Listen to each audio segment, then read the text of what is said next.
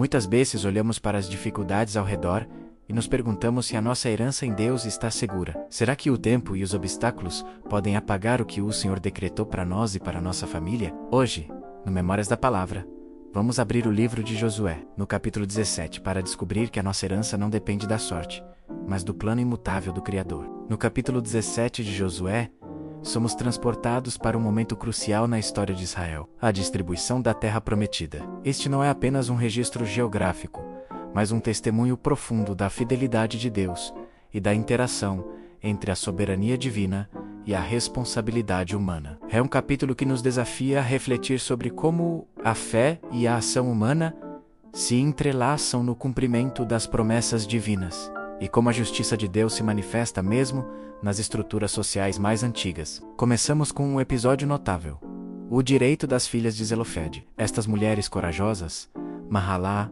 Noa, Ogla, Milca e Tirza, menos se apresentaram diante de Josué, do sacerdote Eleazar e dos líderes da congregação. Elas reivindicaram sua porção da terra na tribo de Manassés, seu pai, que havia morrido sem filhos homens. Sua petição não era um ato de rebeldia, mas um apelo à justiça divina já estabelecida. Em Números 27, Deus, através de Moisés, já havia decretado que, na ausência de filhos homens, a herança deveria passar para as filhas. Este precedente divino demonstra a equidade de Deus e seu cuidado em garantir que ninguém fosse esquecido ou desfavorecido. A fidelidade dessas mulheres em buscar o que lhes era de direito, fundamentadas na palavra de Deus, é um exemplo inspirador de fé e perseverança. Elas não se conformaram com a tradição humana, que muitas vezes marginalizava as mulheres em questões de herança, mas apelaram à lei divina, e Deus as honrou. Sua história nos lembra que a justiça de Deus transcende as normas sociais, e que Ele é um defensor daqueles que buscam sua vontade, garantindo que a promessa da terra fosse cumprida para todas as famílias de Israel, independentemente de sua composição. A coragem delas em se apresentar diante de toda a congregação e dos líderes, em uma sociedade patriarcal, é um testemunho poderoso de sua fé inabalável e de sua convicção na palavra de Deus. No Memórias da Palavra valorizamos a constância e a profundidade. Temos vídeos novos, toda segunda, quarta e sexta, às 11 da manhã, sempre com um estudo focado em um capítulo específico da Bíblia. A distribuição da terra continuou, e o método utilizado foi o lançar de sortes. Para a mente moderna, isso pode parecer um jogo de azar, uma decisão aleatória. Mas para o povo de Israel, o lançar de sortes era um método divinamente ordenado para revelar a vontade soberana de Deus. Provérbios 16:33 nos diz: a sorte se lança no regaço, mas do Senhor procede toda a sua determinação. Isso significa que, embora parecesse aleatório, cada porção de terra, cada limite geográfico era determinado pela providência de Deus. Nada é por acaso sob o governo divino. A localização de cada família de cada tribo não era fruto do acaso, mas parte de um plano meticuloso e soberano. A tribo de Manassés, por exemplo, recebeu uma porção significativa, dividida entre os descendentes de Maqui, o primogênito de Manassés, e os demais clãs.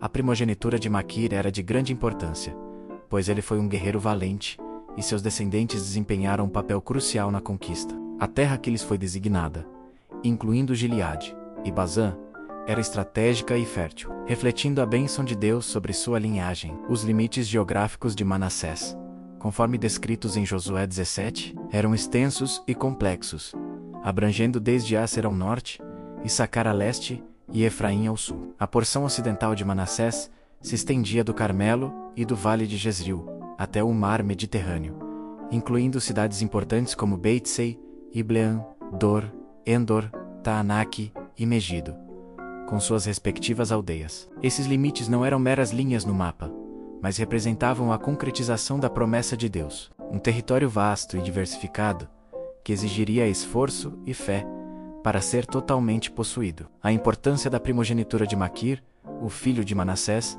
é destacada porque ele foi um homem de guerra, e seus descendentes receberam Gileade e Bazã, regiões estratégicas e férteis a leste do Jordão, antes mesmo da divisão principal da terra. Isso demonstra o reconhecimento de sua liderança e bravura, e como a linhagem de Maquir foi fundamental para a expansão e segurança de Israel.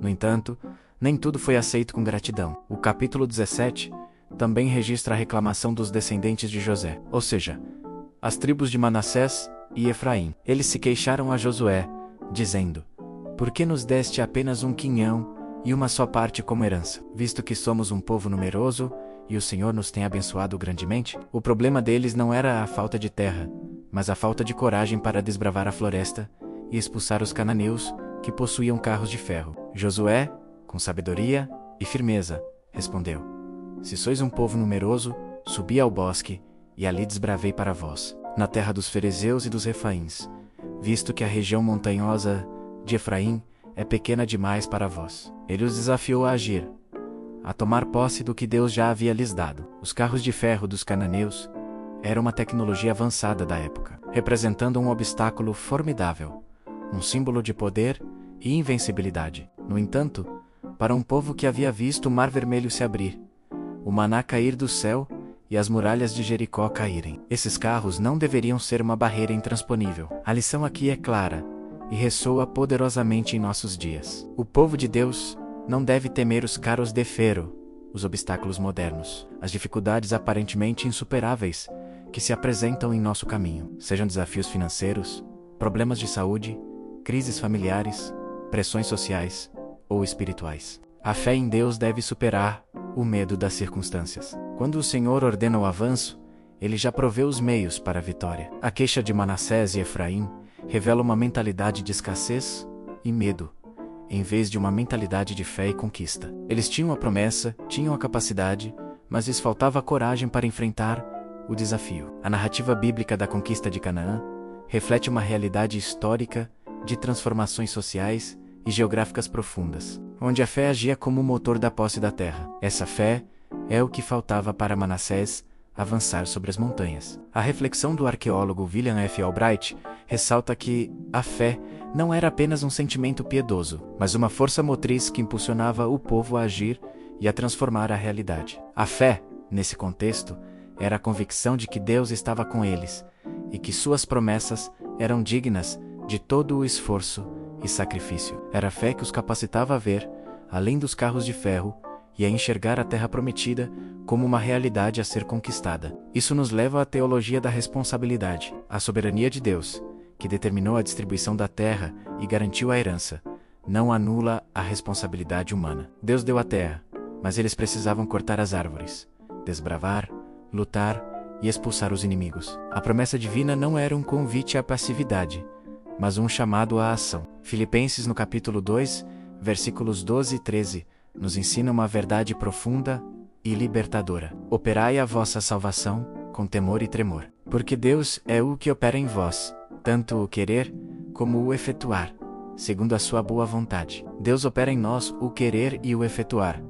Ele nos capacita e nos impulsiona, mas somos nós que devemos operar, agir, nos esforçar. A herança está garantida pela promessa de Deus, mas a posse plena requer nossa diligência e coragem. As passagens de apoio como Números 27, que embasa o caso das filhas de Zelofehad, e Hebreus 11:1, que fala sobre a certeza das coisas que não se veem, mas que nos pertencem por promessa, reforçam essa verdade. Hebreus 11:1 declara: "Ora, a fé é a certeza daquilo que esperamos, e a prova das coisas que não vemos." É essa fé que nos capacita a desbravar as montanhas e a enfrentar os carros de ferro da vida, confiando que a promessa de Deus é mais real do que qualquer obstáculo visível. A fé nos dá a visão para ver o invisível e a força para fazer o impossível, porque é Deus quem opera em nós, para encontrar sabedoria e alento nas poesias sagradas, que fortalecem a alma nos momentos de dúvida. Clique no card aqui em cima agora e conheça a nossa playlist